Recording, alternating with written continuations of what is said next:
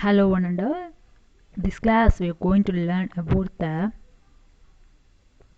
poem Heaven If You Are Not Here on Earth by Kuvempu, about the poet. Kuvempu Uttappa 1904 to 1994 is widely known by the pen name Kuvempu. He is acknowledged as the greatest poet of the 20th century Kannada literature. He is the first among 8 recipients of the Janatbit Award for Kannada. He is second after M. Govinda Pai among Kannada poets to be revered as Rashtrakavi, a national poet. His work, Sri Ramayana Dasanam, the rewriting of the great ancient Indian epic Ramayana in modern Kannada, is regarded as the revival of the era of Mahakavi in a contemporary form and charm. He is immortalized by some of his praises, and in particular for his contribution to universal humanism, or in his own words, Visva Manavata Vara. He was conferred the Padma Vibhushan by the Government of India. He has penned the Karnataka state anthem, Jai Bharata Jananiya Dhanushya Ta. The poem has been translated into English by Dr. C. Nahana, a well-known poet, critic and translator. This poem Kuvempu urges us to take note of nature as a dynamic entity.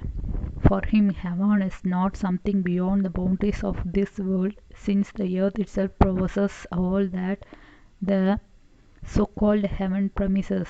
The poet decisive inference that heaven is here on earth and nowhere else is seen from the beginning to the end. According to him, the streams, the waves, the splendor of the harvest, the sunshine, the celestial eye, the moonlight are all nothing but the reflection of that unseen paradise called heaven. Let us see the summary. This poem is the English version of Swargave Bhumiyo Liradi Ninno, a poem in Kannada written by Kuvempu, one of the most revered poets of Kannada. The poem makes an attempt to give the reader a glimpse into the nationalistic outlook of the poet. The poet has tried to argue that concepts like heaven, God, nymphs, etc., are man's creations. Entities like heaven and God exist only on the earth and you cannot find them anywhere else. The poet suggested that one should pursue divinity and enjoy the heavenly bliss in the company of nature itself. The poet strongly believes that heavenliness and worldliness are not distinct or two separate entities, and argues that there is no difference between worshipping or adoring nature and worshipping or adoring God. In the first 2 lines, the poet addresses heaven and declares emphatically that if heaven does not exist on earth, where else can it be? It only means that the reader needs not look for heaven in the skies. If at all there is an entity called heaven, one must find it on the earth only and nowhere else. The poet refers to our beliefs about gods and heavenly nymphs. The poet expresses his convictions that there is no distinct or substantial entity called God, and it is the man himself who is a God. Similarly, there exists no entities called heavenly nymphs. He firmly believes that we ourselves are the nymphs, and the nymphs are to be found nowhere else but on this earth only. The poet wants to dispel the popular notion that gods and nymphs live in heaven. The poet, who once dismissed such beliefs, tells the reader that we ourselves should become gods and nuns. The poet wants us to give up our belief that we go to the heaven after death, where we find gods and the nuns. The poet tries to introduce us to the different forms of or parts of heaven that exist on the earth. He presents mesmerizing pictures of nature in its pristine form.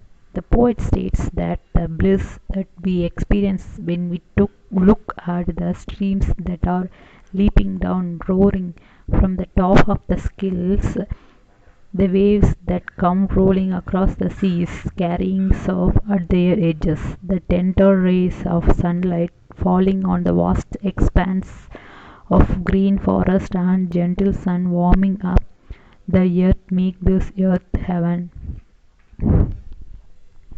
The poet refers to the beauty of the harvest season and the moonlight night.